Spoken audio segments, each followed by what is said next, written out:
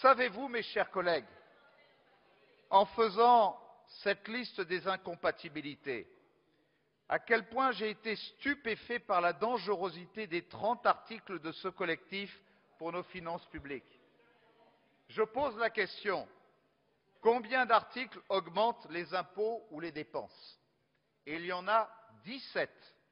Savez-vous combien d'articles baissent les dépenses? Et il y en a 3, mes chers collègues.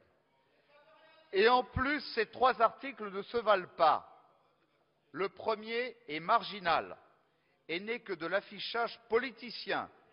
C'est celui de la baisse du traitement du président de la République et du Premier ministre, environ 90 000 €, c'est-à-dire à peu près ce qu'a dû coûter l'aménagement de l'hôtel de la Marine pour faire l'interview de l'Élysée, juste pour ne pas faire comme son prédécesseur.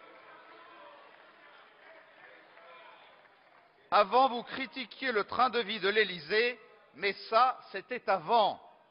La deuxième est inattendue et démontre que le candidat devenu président a déjà oublié sa promesse consistant à donner un espoir à la jeunesse. Cet article supprime la prise en charge des frais de scolarité des jeunes Français à l'étranger. C'est ici un très beau signal que vous envoyez à la jeunesse de notre pays. Et enfin, le troisième est injuste car il vient purement et simplement retirer 500 € par an à 9,5 millions de Français parmi les plus modestes. Le pouvoir d'achat, la compétitivité de nos entreprises, la fin du carcan des 35 heures, c'étaient les objectifs que nous avions choisis. Dans cette période de crise sans précédent, apporter un supplément aux familles qui souffrent le plus, celles qui se demandent désormais depuis quelques jours comment on va faire alors qu'on a pris un certain nombre d'engagements contractuels en prenant un crédit sur une voiture, en prenant un crédit sur un appartement, en prenant des initiatives en faveur de ces enfants pour la prochaine rentrée scolaire et qui se disent comment va se dérouler désormais ma vie à partir des engagements que j'ai pris alors qu'on est en train de fausser l'ensemble des règles du jeu. Voilà l'attitude sociale qui est la vôtre à l'égard des Françaises et des Français les plus modestes et auxquels nous avons donné l'opportunité de pouvoir améliorer leur quotidien et leur pouvoir d'achat, sans compter qu'améliorer le pouvoir d'achat des Français, c'est aussi améliorer la consommation, et qu'améliorer la consommation, c'est permettre la création d'un certain nombre d'emplois grâce à la consommation dans le commerce, dans l'entreprise en général.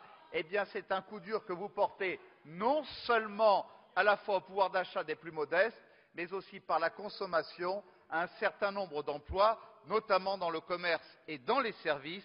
Voilà les conséquences des décisions que vous prenez. Certes, cette mesure a un coût pour l'État, mais ce coût, c'est celui de permettre à des gens modestes de vivre un peu mieux. Je crois tout simplement que vous n'aimez pas la France qui souffre, cette France silencieuse, qui se lève tôt tous les matins, cette France que l'on n'entend pas, cette France qui ne se plaint jamais. Vous servez les intérêts de ceux qui crient le plus fort, de ceux qui ont la plus grande banderole ou de ceux qui vous donnent les réservoirs des voies les plus sûres. Oh, je partageais il y a 10 ans ce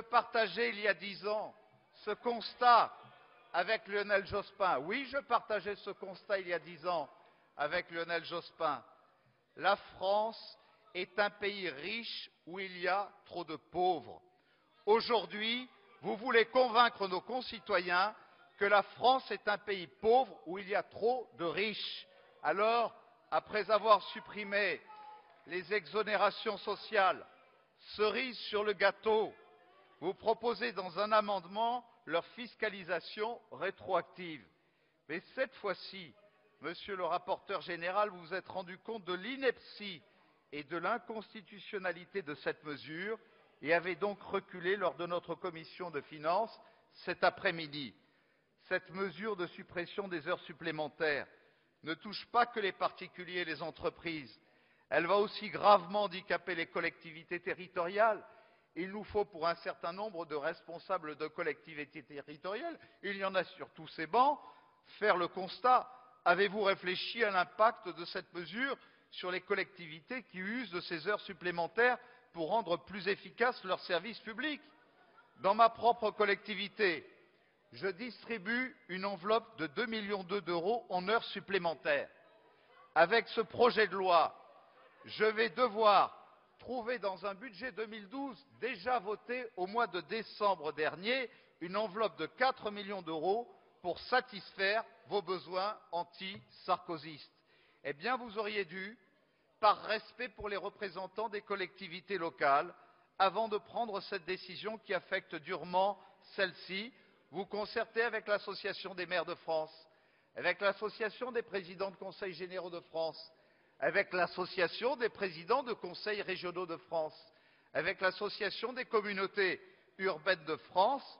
Vous vous êtes d'ailleurs toujours plaint, c'est assez spectaculaire, du manque de moyens qui sont transférés aux collectivités locales en même temps qu'on transfère des compétences en matière de décentralisation vers ces collectivités, mais vous n'hésitez pas, en cette occasion, à surcharger la barque des collectivités locales, sans compter que je croise depuis quelques jours un certain nombre de mes agents qui m'interpellent dans les escaliers de la mairie en me disant « Monsieur le maire, est-ce que c'est vrai que vous allez être obligé de mettre un terme, ce qui permettait à ma famille de pouvoir, en fin d'année, alors que ce sont de modestes mais grands serviteurs de l'État, de l'intérêt général et du service public, est-ce que vous allez pouvoir continuer à distribuer des heures supplémentaires qui amélioreraient aussi le statut quotidien des agents de la fonction publique territoriale? Alors c'est une injustice de plus pour les collectivités territoriales. Oui, nous condamnons fermement. D'ailleurs, c'est assez spectaculaire. Lorsque l'on pense que vous voulez porter atteinte par ce moyen aussi au fonctionnement des collectivités territoriales, mais que le président de la République annonce qu'il va revenir sur l'organisation territoriale qui pourtant nous était recommandée par la création du conseiller territorial et la suppression de divers échelons locaux qui permettaient une baisse significative des dépenses publiques, comme cela a été demandé par la Cour des comptes. C'est-à-dire que vous préférez remettre en place un système où on va distribuer beaucoup d'indemnités, donner beaucoup de moyens à des élus locaux, plutôt que de continuer à donner des heures supplémentaires à des employés de la fonction publique territoriale ou à des salariés français qui pouvaient améliorer leur quotidien, leur semaine, leur mois et leur année. Eh bien, ces économies étaient pourtant bien plus importantes que celles envisagées par la suppression des heures supplémentaires, mais vous préférez renforcer la dépense des contribuables français en veillant à ce qu'on revienne sur cette mesure qui permettait de réduire des dépenses de manière conséquente en supprimant un nombre conséquent d'élus territoriaux dont la France n'a pas forcément besoin. Voilà ce qu'il en est. C'est d'ailleurs cette démagogie qui me révolte le plus, cette matière et cette manière immature de notre nouveau président d'essayer de faire tout le contraire de son prédécesseur, même quand cela en devient ridicule. On peut citer par exemple en matière de ridicule la règle d'or, telle que l'a fait Gilles Carrez tout à l'heure.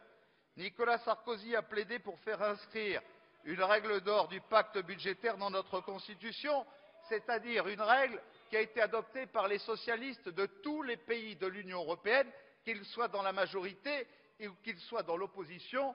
Les seuls socialistes européens qui n'ont pas accepté que nous puissions voter la règle d'or, ce sont les socialistes français.